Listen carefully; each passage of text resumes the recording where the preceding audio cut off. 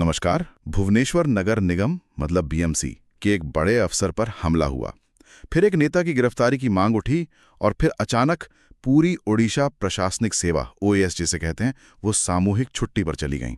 आज हम इन्हीं सब घटनाओं को थोड़ा गहराई से समझने की कोशिश करेंगे। हमारे पास जो जानकारी है वो इस पूरे मामले पर कई एंगल से रोशनी डालती है। तो चलिए देखते हैं कि ये सब हुआ क्या ये वाकई सिर्फ एक अफसर की सुरक्षा का सवाल था या इसके तार कहीं और भी जुड़ते हैं। मतलब क्या ये नौकरशाही में जो जवाबदेही बढ़ रही है उसके खिलाफ कोई रिएक्शन था। शुरुआत करते हैं 1 जुलाई 2025 से। बीएमसी के एडिशनल कमिश्नर हैं रत्नाकर साहू। उन पर उन्हीं के ऑफिस के अंदर कुछ लोगों ने हमला कर दिया, घसीटा, मारा, पीटा, दिन दहाड़े। ये काफी चौंकाने वाली बात थी। शुरुआती खबरों में आया कि यह हमला साहू और बीजेपी नेता जगन्नाथ प्रधान के बीच किसी फोन कॉल के बाद हुआ था। खैर, सीसीटीवी फुटेज थी, गवाह भी थे, तो फौरन एफआईआर दर्ज हो गई। लेकिन इसके ठीक बाद जो हुआ वो शायद किसी ने सोचा नहीं था। पूरी की पूरी ओडिशा एडमिनिस्ट्रेटिव सर्विस एसोसिएशन ने राज्य भर में मास लीव अनाउंस कर दी। हाँ, ये बहुत बड़ा कदम था। मतलब सारे जरूरी सरकारी काम एक तरह से ठप पड़ गए। बिल्कुल। और देखिए, उनकी मांगें भी सिर्फ ये नहीं थी कि भाई हमारे अफसरों की सुरक्षा बढ़ाओ। उन्होंने तो सीधे सीधे बीजेपी नेता जगन्नाथ प्रधान उनकी गिरफ्तारी की मांग रख दी।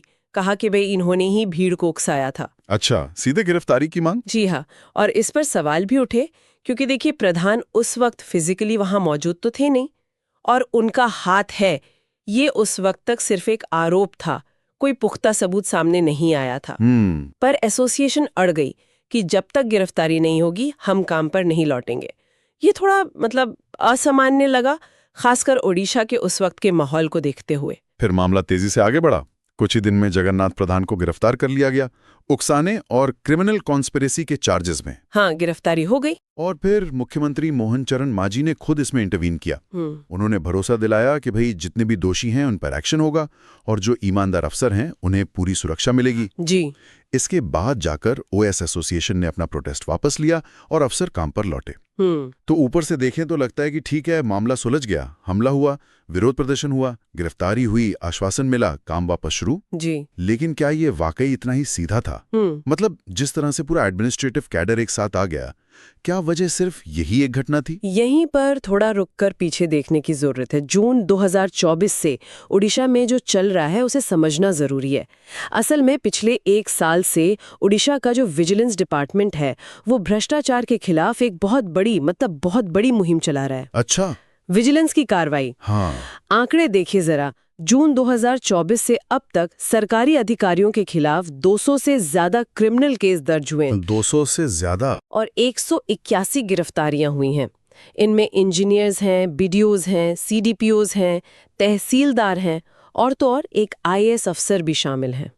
181 गिरफ्तारियां, ये तो वाकई बहुत बड़ा नंबर है। बिल्कुल। और सिर्फ गिरफ्तारियां ही नहीं, आय से अधिक संपत्ति वाले करीब 60 मामले हैं जिनमें विजिलेंस ने 131 करोड़ रुपए से ज्यादा की अघोषित संपत्ति पकड़ी है।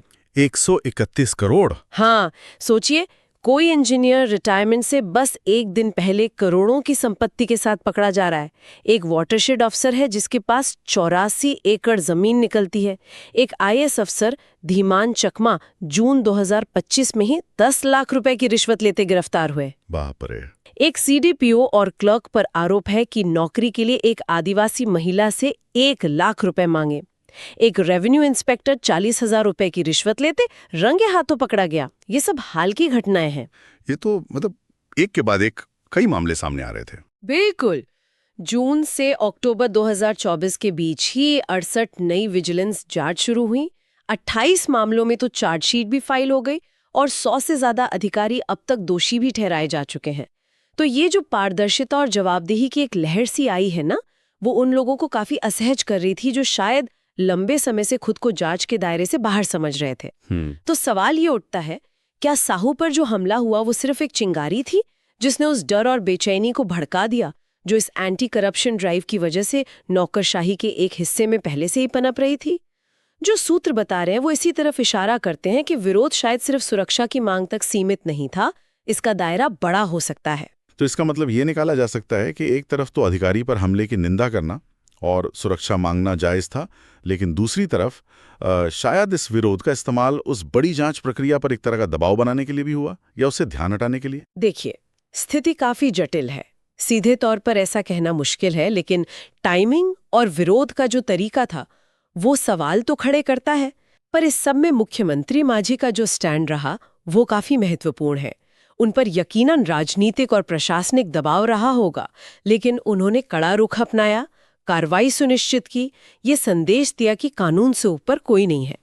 हाँ, ये बात तो है। और ये शायद ओडिशा में बदलते हुए प्रशासनिक माहौल का भी एक संकेत है। वाकई ये पूरी घटना सोचने पे मजबूर करती है। जब सिस्टम में पारदर्शिता लाने की कोशिश होती है या सालों से जमी हुई परतों को हटाने की कोशिश होती है, तो क्या इस तरह का प्रतिरोध, इस तरह की उथल-पुथल होना स्वाभाविक है?